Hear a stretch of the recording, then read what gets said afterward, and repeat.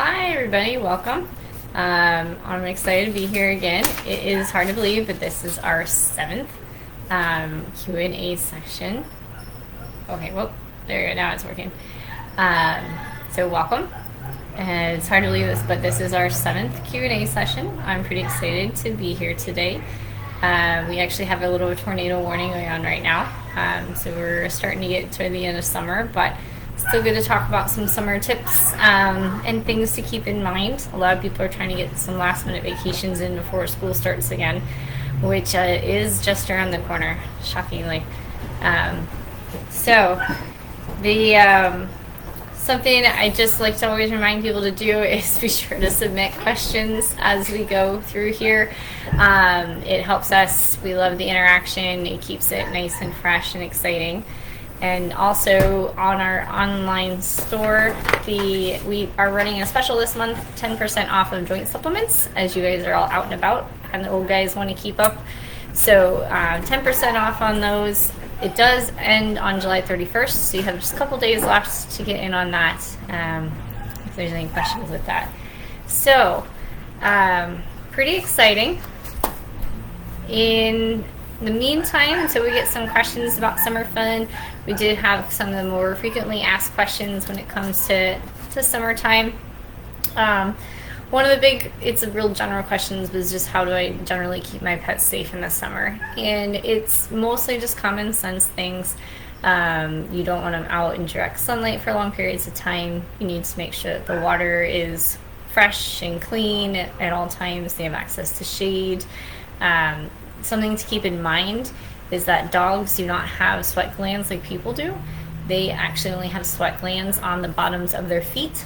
Okay, so they're not really going to be able to dissipate heat as easily as us. They dissipate heat by panting. Their tongue is the main way they dissipate heat.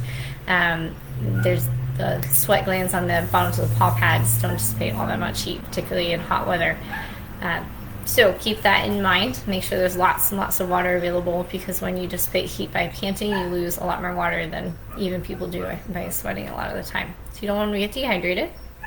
Other things to keep in mind is that they tend to have long noses on most breeds, and that long nose helps to also dissipate heat. There's lots of blood vessels through there, so they breathe in and out. Your brachycephalic, which basically means smushed-nosed dogs, okay, so flat-faced dogs, they're going to have a lot harder time dissipating that heat because they don't have that nose, and it does make a really big difference. To compound that, they also tend to have what's called brachiocephalic syndrome. So not only do they have a smushed nose, they tend to have an elongated soft palate, which covers up also more of the airway. And then they tend to also have a very small trachea with it as well. And so you combine all that together, they have a lot of trouble moving a lot of air effectively, and that is compounded in hot weather.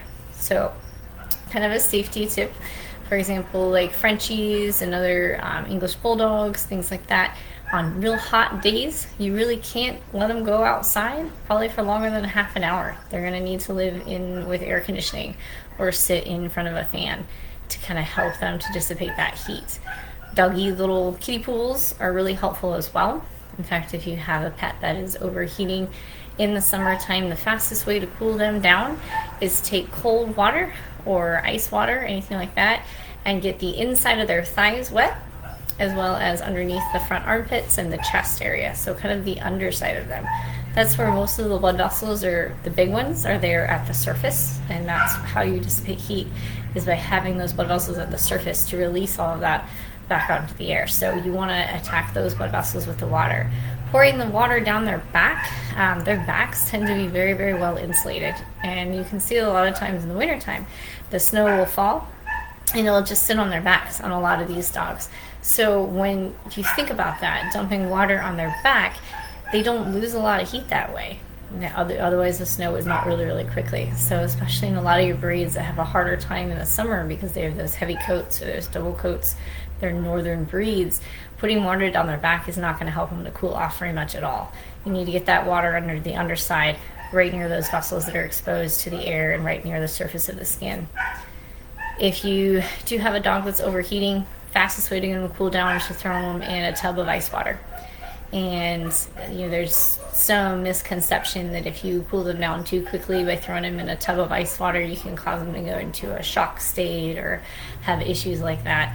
That's completely unfounded. And the biggest issue is not getting them cooled down fast enough, and then you run into brain damage and seizures and a lot of other really bad things. So you want to get that body temperature down fast. Okay. Alcohol, if you have access to not drinking alcohol, but like cooking isopropyl alcohol, so sterilizing alcohol, so to speak, those types of things, you can rub that on those vessels again, and that's another way to get it to evaporate quickly. So if you happen to have some like a alcohol cleaning based product, it'll evaporate really quickly, or liniment evaporates very quickly and is very cooling as well. Those types of things, if you don't have access to nice cold water or tub of ice or anything like that, those you can put on those major blood vessels as well, and that will help to cool them down a lot faster. Okay, but keep in mind, thinking about leaving different breeds and everything that you have to worry about in the summertime with heat outside. You have to watch out for the smush face guys for overheating, and then you also have to watch out for your northern breeds primarily. Your northern breeds also tend to be your more athletic and energetic breeds. A lot of people like to go jogging with them, so these would be like your German Shepherds, your Huskies, your Malamutes, your German Shepherd mixes, all of those. They tend to have a little bit more energy, so a really good way for those dogs to utilize that energy and to get it out in a productive way is to go jogging with their owners. We don't have hair. Okay, we are developed for warm weather, whereas your high energy northern breeds are developed for cold weather. So keep that in mind when you decide to take them and go jogging with them. About the time the weather warms up and it's really nice and we like to go jogging in our shorts and our tank tops, that's a little bit too hot for your northern breeds unless they have lots of access to water to cool themselves off, and not just water to drink, but water to actually jump in and get that immediately cooling effect, essentially go swimming. So a way that you could accomplish this in a practical way would be if you'd like to go jogging near a creek or a river and your pet is comfortable getting into the water, as you're jogging through, then as they go, they can jump in and cool off, and so they're not going to overheat. If you don't have access to that, to just run alongside it, then you're going to want to time your jogging trips so that you can come to that body of water, and you're going to need to take a break, and you're going to need to let your dog cool off. Those are all really important things to keep in mind. Is that, it's not like that they're out of shape or anything like that. It's just they are overheating and they're getting really, really hot. And so they need that ability to cool down, and they cannot cool down without some extra help, especially with their coat the way it is.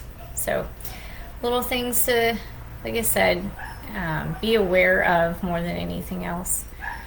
As far as swimming, we talked about them jumping in and cooling off by swimming.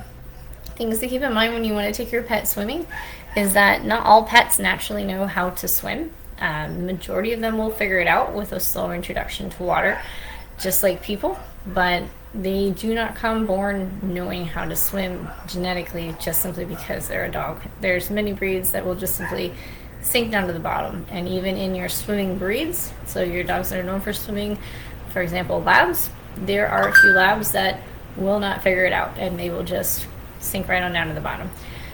So the whole sink or swim method, it will work for most dogs just as it supposedly works for most people. It will not work for all of them. So if you want to take that method with it, you're going to want to be ready to jump in and save your dog. The other thing to keep in mind too is that anytime I'm an adult, I know how to swim, but I'm going to still wear a life jacket when I go boating. Okay, so anytime an adult who knows how to swim would want to wear a life jacket, that's a good time to put a life jacket on your dog. They make a whole lot of different types of life jackets for all breeds, all sizes. Some of them have handles so you can hoist them up on the boat by it. Others, are a little bit more slim and trim, so you can find a life jacket to suit your style. But that's a pretty good rule of thumb, is that even though most dogs know how to swim, a lot of them really love to swim, especially if they have an owner who likes to go boating. Anytime you would want to put a life jacket on, even though you know how to swim, that's a great time to put a life jacket on your dog. Dogs can panic in water just like people. So if your dog is used to boating and can swim in the lake just fine, If the boat suddenly turns left and he turns right by accident and he goes flying over, he could potentially have a panic attack, forget to paddle, get under the water, and not come back up. So life jackets are very important. Looks like we have a question here. Oh, let me figure out how to find it. All right. Our first question is chlorine harmful to pets? Chlorine harmful to pets in a lot of the same ways that it's harmful to us. Okay, so it can dry out their skin. You don't really want them to drink it. It can make them sick. It can burn their eyes if they open their eyes underwater. But I wouldn't say it's more harmful to them than it is for us. Okay, it's definitely not something you want to have for drinking water a lot, and you are going to want to watch their hair coat and everything. If their skin starts to get really dried out, if they're very sensitive to it, then you might have to think about trying to limit their exposure to the pool. Washing them as soon as they get out of the pool will help, just at least rinsing them off, getting all the chlorine off them before it dries. Chlorine that dries tends to be a lot itchier, and so they tend to scratch more, and it can cause that allergic response that you would see. You can get more rashes and things like that. So yeah, they're swimming in your pool. Just kind of take precautions as far as getting them clean, but it should be fine as long as they're not drinking all your pool water. So as a follow-up to that, is salt water dangerous? Salt water is a lot safer in the sense that it's not going to dry out their skin or anything. Your pets might be more apt to drink the salt water, and so you're going to have to watch actually that they don't get dehydrated doing that. So salt water, they think it's kind of tasty, but at the same time it is dehydrating. So just kind of watch that. But in general, I would say for most of the problems we'll run into, salt water is a little bit safer than chlorinated water. That actually reminds me of water toxicity in dogs. They can get water toxicity. So you'll get some pets with an obsessive compulsive issue, particularly most commonly with sprinkler heads, hoses, those types of things. So if you have one of those dogs where you pull out the sprinkler and they get really excited and you turn it on and they obsessively bite at the water and gulp it down, they can actually drink so much water they get water toxicity. What is water toxicity?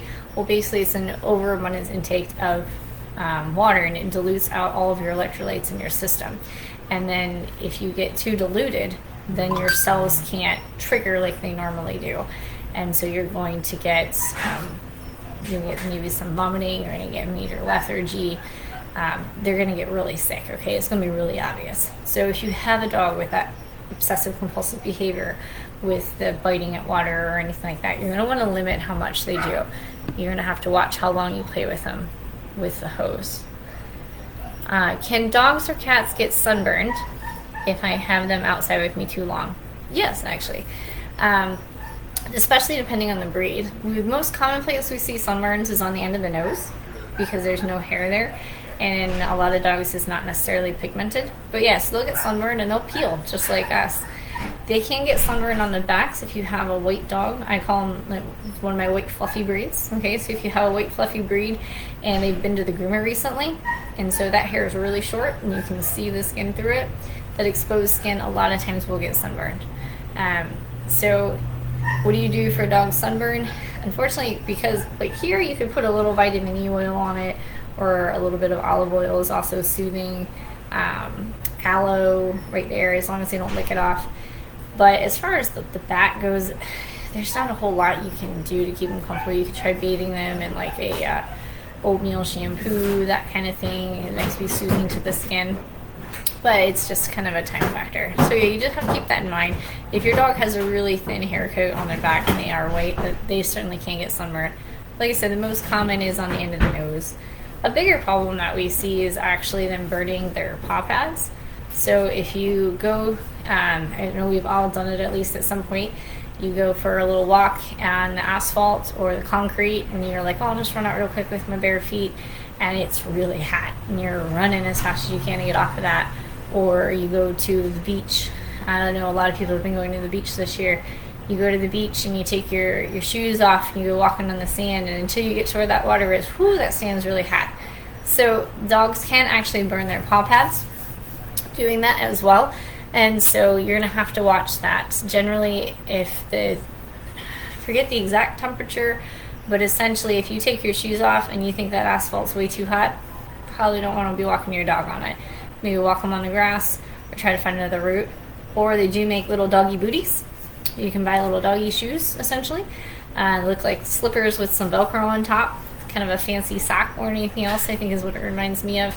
And you can go walk in with them on that. And this just gives them a nice protection so that they don't get those paw pads burnt. Kind of along that line, I had a train of thought. I lost it.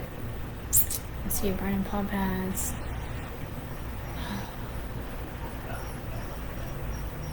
Nope, not coming. I'm sure it'll come back to me later. So yeah, so I guess just kind of watch the paw pads and things like that. Going to the beach. That's what it was. Thinking about going to the beach, when you're running on the sand, okay, something else to keep in mind if you take your dog on vacation with you is if your dog is not used to running on sand, they're used to running on grass and other softer substrates like that. If they really hardcore run and book it, okay, potentially with that sand, depending on what beach you go to, they can actually wear off their paw pads. And so you're going to want to check the underside of their feet. It's not a common thing to think about checking, but if you take your dog into an environment that they're not used to, they're not going to have that callus that dogs that live on the beach have on their paw pads, on their feet. And if they're running on it, essentially they run fast enough, it's like running on sandpaper, and it's going to wear out those pads there on the bottom of their feet, and so it can actually expose that and be really sore. If that happens, it'll come back, it'll be okay. They're just going to be really sore-footed for a little while, and again, you're going to want to get those doggy booties for them. Just kind of help them out to help them walk around a little bit until those paw pads grow back. Just almost like callus on the bottom of your foot. So we usually walk around in shoes. If you walked around barefoot all the time, you'd have a heck of a thick callus. Kind of the same thing. Your dog certainly can develop that callus and be fine running on the beach all day long, but until he does or don't, you're going to want to watch that. So beach fun is a lot of fun with dogs. If you have a dog who's really enthusiastic about the waves, especially around the ocean, and they're not used to it, and even if they is used to it, that'd be another situation where I definitely recommend a life jacket. Those waves and those undertows and everything that we have to worry about with us, we have to worry about with our dogs, especially dogs that aren't used to it. A lot of them will also try to swim out, because you'll see, depending on what beach you go to, you can see seals pop their heads up and things like that. Some dogs get really excited and decide they're going to go catch a seal, and before they know it, they're way too far out and have some trouble getting back. So you're going to want to watch your dog, just to make sure. Another question. Do cats suffer from allergies during the summertime? Oh yeah, lots of them do. Allergies are a little bit more of a rare problem with cats than they are with dogs. We see a lot more dogs with allergies than cats. But yeah, absolutely, cats have allergies as well. Most of the allergies in all animal species tend to be more skin related than necessarily respiratory related. I do see more of the respiratory allergies in cats as opposed to dogs. It's just not as common. But yeah, we'll see cats come in allergic to grass and all of that. People open up their windows, and the pollen counts do play a role. We also have cats that have, a lot of cats out there actually have essentially COPD. So a lot of cats get infected with the herpes virus when they're little baby kittens. They get those nasty snotty nose, goopy eyes. If you ever rescued a kitten, you usually see that. Most common culprit in cats is the herpes virus, and the herpes is something that you get and you never really get rid of, okay? So this cat can be what we call a chronic snotter, so it always get a little bit sick anytime there's weather change, anything like that, any environmental stressor or whatnot. But the big thing with them is if they get sick enough with it during one of those times, they can get some scar tissue on their lungs. And that makes them especially vulnerable to higher pollen counts and things like that. And we do see a lot more higher pollen counts in the summer. And if they have an individual sensitivity to certain types of pollen as opposed to others, then you'll see a greater effect in some cats as opposed to others, depending on the time of year. But yeah, as far as allergies in the summertime, definitely. One of the allergy types we see a lot more in the summer than we do in the winter is a flea allergy. The bugs are just out a little bit more in the summer than in the winter. And I'd say that's probably our number one allergy that we do see is a flea allergy in cats. I'd say the number one allergy that I see in dogs, environmentally wise, is grass. A lot of dogs end up being allergic to grass. And so you'll see that especially in this time of year when everyone's cutting their hay and everything, the dog's allergies kind of go up quite a bit. So we do have a lot of people going on vacation this year. A lot of dogs going on vacation too, so it's pretty exciting. Let's see. How hot is too hot? So how hot is too hot is really a question that depends on what type of dog you have. Okay, so I mentioned some of the risk factors for different breeds, like being smushed faced or having a double coat. It also depends on what your dog is used to. Okay, so you can get dogs up to a certain heat tolerance. So if you live in the air conditioning in the summer because you don't like the heat and your pet lives in the air conditioning with you, their heat tolerance is going to be a lot less.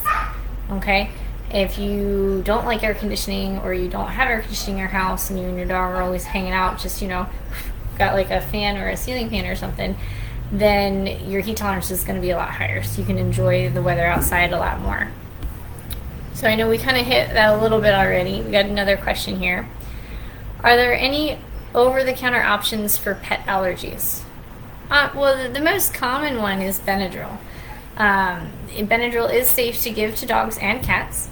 You dose it at about 1 milligram per pound. So if you have a 10-pound cat, the most common milligram size of a Benadryl tablet is 25 milligrams. So a 10-pound cat, you would give a half of a 25 milligram.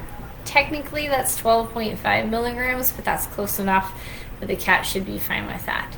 The other option is you can get the little children's liquid Benadryl, and you can dose that again at 1 milligram per pound. So then that 10-pound cat would get 10 milligrams.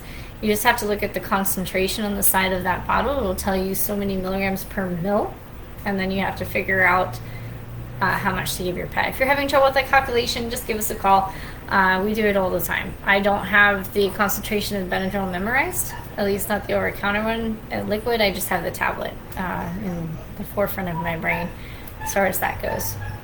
But yeah, biggest thing with Benadryl, side effects, if you want to give that to your pet, is they get sleepy.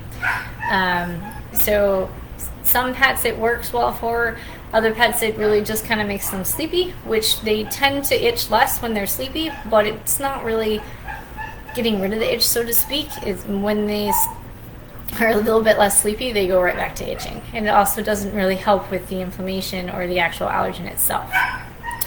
So there are more pet-specific products, and those are the ones that we carry here. The biggest one that would be essentially the pet equivalent of Benadryl would be Apoquel. The itch factor in dogs is a product called interleukin 3, and the way Apoquel works is it blocks the production of that by the cell itself.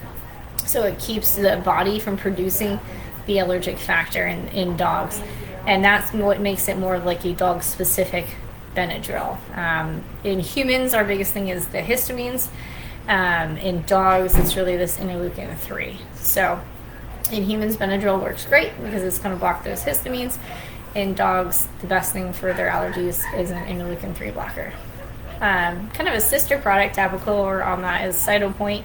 It's an injectable, and the way it works is they take a dog antibody and they arm it against interleukin 3.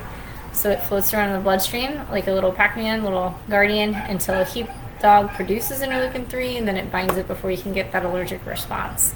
So it works by a slightly different mechanism, but still acting upon that same product, that interleukin 3. Works better in some dogs than Apoquel, works worse in some dogs than Apoquel. A lot of times ends up being a wash. How long a shot lasts depends on how allergic your dog is. One of the reasons I really like Cytopoint is because it's a drug that is safe to give preemptively. So if you know that your pet breaks out like crazy every July, since we're in July, then you can feel free to go ahead and give them a Cytopoint shot in June, and it'll hang around in that system and hopefully get them through July without having them have to suffer through a breakout. It just depends on how allergic your dog is, how much interleukin 3 is floating through that system, how long a shot lasts, and how many they would necessarily need. some real life examples. I used to own a dog with horrible allergies, and in July and August were his worst months, and so I would give him a Cytopoint shot every 3 weeks in July and August. He could not go longer than that, or he would just be miserable. But then in the wintertime, I gave him a shot, I think in November, and then I didn't need to give him another one until February. Okay, so he just, so many less allergies for him in the wintertime, particularly with him because he was allergic to multiple different types of grasses, and the ones he was allergic to tended to bloom in July and August. So it was just one of those things. But yeah, so allergy wise, sorry, over the counter, I'll get my brain to come back in line here. Over the counter allergy wise would be benadryl, and that's really the only safe one over the counter, and you want to make sure that it's benadryl with nothing else added to it. They've come out with multiple different kinds of benadryl now, but we really just want the name just escaped me. But it's your traditional benadryl, not your benadryl plus anything else. Diphenhydramine? Yes. I'm going to have to look up the actual name of benadryl now. But I believe it's the diphenhydramine, but we can look that up if anyone's confused by that at all. But essentially it's the basic benadryl. Allegra and those types of ones aren't safe to give the dogs, so don't go for those. They tend to just make them really hyperactive, and they can have some other problems. Can I give my dog any non-water drinks like Gatorade when it's really hot, or should I stick with water? No, that's fine, yeah. Biggest thing with Gatorade is you want to watch the sugar content. Gatorade has a lot of sugar, and then the zero sugar Gatorades have a lot of artificial sugars. Artificial sugars are actually a lot more harmful to dogs than they are to people, and you're going to want to watch the artificial sugars for sure for your dogs. Particularly aspartame and those ones you're going to want to watch quite a bit. So I would watch those. They can have some regular Gatorade, that's fine, but kind of monitor how much you give them because of the sugar. Pedialyte has a lot less sugar. That one's a little bit safer to give the dogs. Nice and salty, lots of electrolytes. Or another kind of really cheap way that you can get some more salts and electrolytes in your dog is by taking a bouillon cube. So chicken bouillon, beef bouillon, take your flavor preference, and mix that up with some water and have them that to drink. Lots of electrolytes and everything in there. So another kind of nice little electrolyte drink that's pretty safe for dogs if they like it is pickle juice.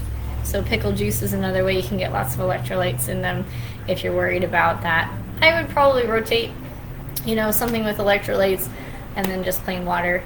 They also sell electrolyte supplements for dogs too, so if you know you're going to be out active, working really hard with them, you can give them like doggy electrolyte pates, or you can mix some electrolytes with water and essentially make them some doggy Gatorade and take that with you as well.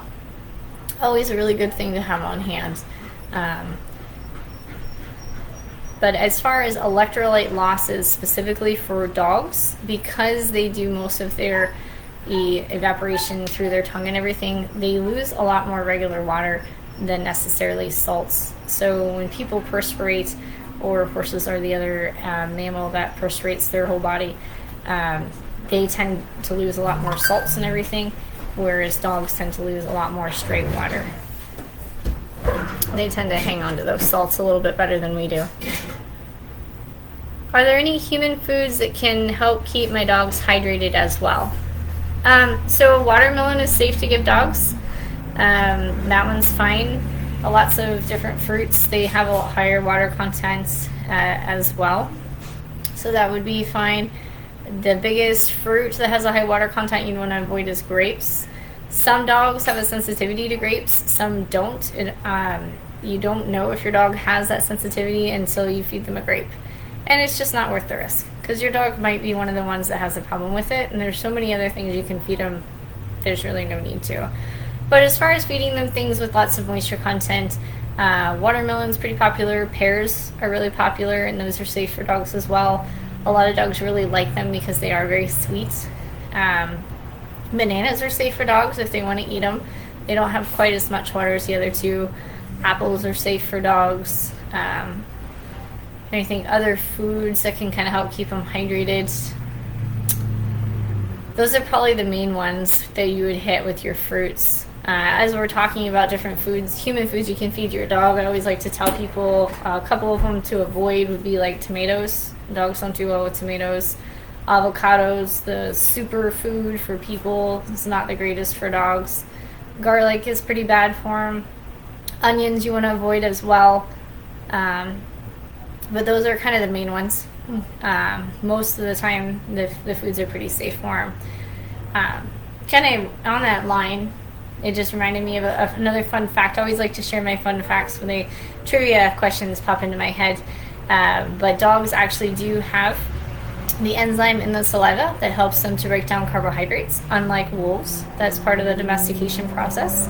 So all of the grains and everything that we eat, that you feed your dog, so you give your dog a slice of bread, they can actually break that down and get nutrition from it, whereas a wolf really wouldn't be able to because they lack that enzyme.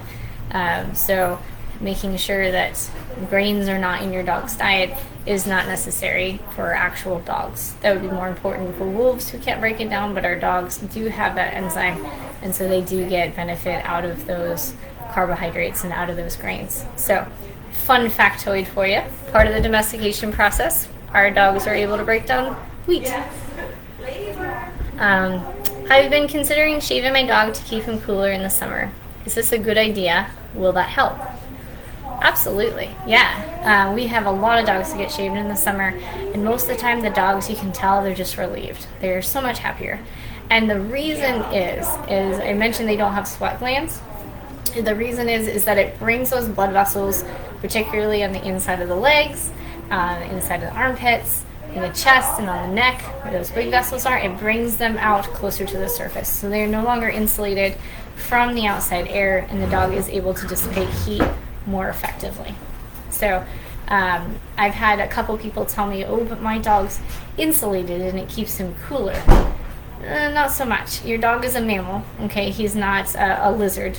So if I throw a sweater on your dog in the summertime, it's not going to keep him cooler, it's going to keep him warmer because he's not able to dissipate heat out. If you took a sweater and you threw it on a cold-blooded lizard, it would actually keep him colder because it would keep the sun out. But as mammals, we heat from the inside out. So putting a sweater on in the summer is going to make you hot no matter who you are if you're a mammal. The only animal that might actually help keep cooler in the summer is a cold-blooded lizard because it would keep the sun from coming in, but because they don't produce any heat to go out. So absolutely. A lot of dogs are a lot more comfortable in the summertime when they get shaved. As far as a lot of people worry, okay, well, will they grow their coat back before winter comes? Because I don't necessarily want to put a coat on my dog in the wintertime. As long as you, I would say, shave them before September, you should have absolutely no worries with that. We have a lot of people who even shave after September. I would probably not shave into October, into those times, and expect them to be able to grow a full coat back. When do they start growing their winter coat? Well, they start growing their winter coat after the summer solstice. Okay, so after the longest day of the year, then they slowly start shedding out their coats and growing in their new coat. They seem to shed out their coat a little bit faster than they grow in the new coat a lot of the times, and that ends up helping a lot of species because then they have their thinnest coat because they've lost most of their coat and the other one hasn't really grown in yet in the hottest months, which is July and August. But you can help them out too. You can just shave them. It basically speeds up the shedding process, and that coat coming in will have plenty of time to grow in before it really gets cold. They will continue to grow in that winter coat and build more and more layers to it until another solstice. I believe that's the winter solstice. And so then when the days shift again, they quit building onto that coat and start shedding it. So they have their thickest, warmest coat right there in the coldest part of the year. Alright, are there pet sunblocks that could be applied? Gosh, I've never looked into that. I do know that there are pet sunblocks out there. I'm not sure any specific names of them, but I do know that they do exist. I've seen some advertisements for them in some of our magazines that we get. So I know that they exist. I have not used one myself. I do believe that TSC or another farm supply store would carry them. If I haven't checked to see if they're on our online store or not, but I believe that they would carry them. I would encourage you to go look in the horse aisle, actually, as opposed to the dog aisle. People don't really think about dogs getting sunburnt on their little nose, but a lot of horse people stare at their horses way too much, and so they will notice when their horse gets sunburnt, particularly on their face, and they do have products for that in the horse aisle as opposed to the dog aisle. Whether or not there's going to be a specific dog product for you, I'm not sure, but the horse product would be safe to use on your dog. Horse skin actually tends to be a little bit more sensitive than dog skin, so in general, if you're wondering if another animal product would be safe to use on your dog, any horse product is in general very safe to use on your dog. Not necessarily cattle products though. So if you're going around the farm store, I would avoid the cattle aisle if you're looking for something to also put on your dog. Cattle's tends to just be a little bit tougher in general, whereas horses tend to be a little bit more sensitive in general, and the dogs are kind of in between the two. So if it's safe to put on a horse, safe to put on your dog, but if it's safe to put on a cow, not always the case so much for a dog. A lot of times it is, but not always. So if you're just going through the aisles and you're wondering what you can grab off the shelf, that'd be a kind of a general rule of thumb that you can keep in mind. But yeah, so they do sell sunblock products that are safe. I would think any sunblock product that's safe to eat would be safe to put on your pet, because that's the big worry. The big worry is that they're going to eat it, and most of our sunblock products really aren't designed to be eaten, particularly the spray-ons. They're pretty nasty. My cat spends a lot of time outside during July and August. Are there any garden plants that I should avoid planting that could be toxic to her? Yes, there are. Luckily, most cats avoid them. The biggest plants that I would tell you to avoid are lilies. Lilies are extremely toxic to cats. Really, lilies of any variety are toxic. The leaf is toxic, the stem is toxic, the petal is toxic. So kind of avoid those. There's also several decorative bushes. Those we don't see as much of a problem with because cats don't usually gnaw on bushes. There's something about the lily leaves that they will occasionally go for. So that'd be the big one to avoid. If you're looking for a list of toxic plants for cats, I can try to work that together, and we'll probably post that here in a couple days. But I'd say right off the top of my head, the biggest one I'd say to avoid is lilies. But yeah, we can work together up on a list for that, for common decorative plants that you'd want to avoid planting with dogs and cats, especially if you own one that likes to eat them. Most of them don't cause a problem with the cats just being around them or near them. It's really only if they decide that they want to eat on them. Biggest thing I would say if your cat likes to spend a lot of time outside, particularly in the summertime, is definitely get a flea tick product on that cat. A lot of people forget to put that on cats, and they get a lot of ticks. We had a little kitten. The reason this is on my head is because we got a little kitten in the other day. It was absolutely adorable, and I could not believe the amount of ticks that were on that thing. It was impressive. Probably the most ticks I've seen in one little tiny body in my entire career here. So, and they were itty bitty ticks too, which is how they got so many on them in such a small creature. So, keep that in mind. They are definitely still out, and we are definitely seeing more and more of a problem of them. I know we talked about that last time. But with that, I think we are kind of running up on our time here. So we're probably going to wrap it up.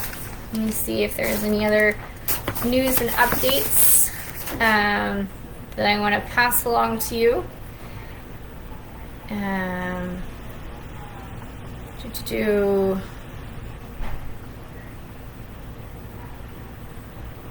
All right, so just kind of the basics. I don't believe there's any price increases here at the clinic lately. I haven't really seen anything come through the pipeline. even if we do increase the prices here in the clinic due to shipping issues and things. It's been kind of crazy this year. The prices online will not change, so those prices will stay the same for you. It would just be the in-clinic prices, and a lot of times that's because of our ability to get the products in. Sometimes we need to get them through a different wholesaler.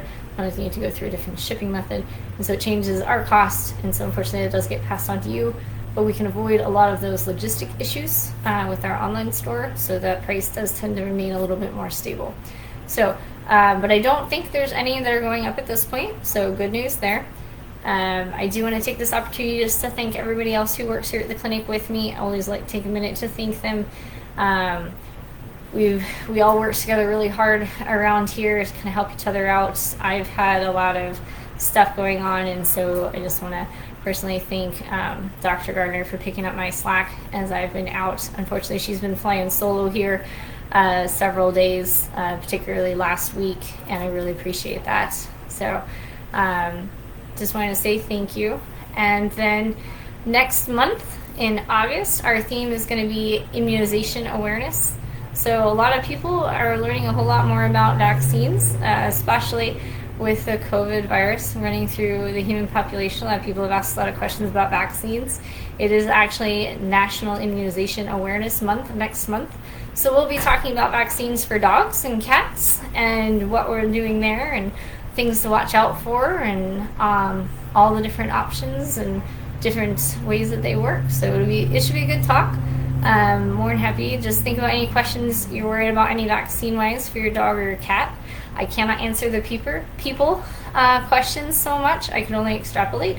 So I won't be able to answer questions about your personal vaccinations, but I should be able to answer questions about your pet's vaccinations. So with that, thank you all for coming. I think I had a great time, and I'll see you next month.